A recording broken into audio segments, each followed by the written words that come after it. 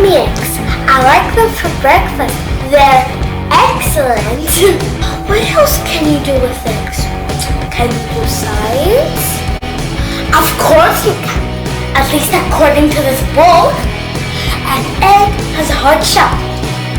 But what does it have inside? It has a yolk and an egg white, but also two membranes to protect them. Eggs are really similar to our cells. Cells have membranes too, and they are selectively permeable. That means that some nutrients can go through and some cannot. Nature likes balance, and it uses osmosis to achieve it. Osmosis is when water molecules move from a high concentrated place to a low concentrated place to balance out.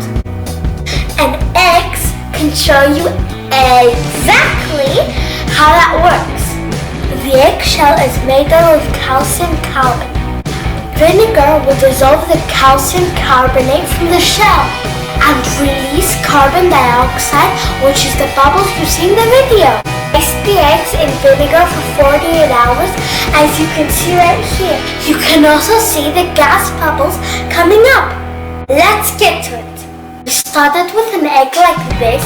We soaked it in vinegar for 48 hours and soaked it in water, and it became like this. For comparison, this is almost 2 times the size of this. So squishy, almost like a bouncy ball. We took an egg like this and tried putting it in different liquid. This is what we got. We put this naked egg in a solution of 70% alcohol. This is what it looks like. This egg lost a lot of water and it became white. We put this egg in water with color. It soaked up so much water. And as you can see, it's completely colored.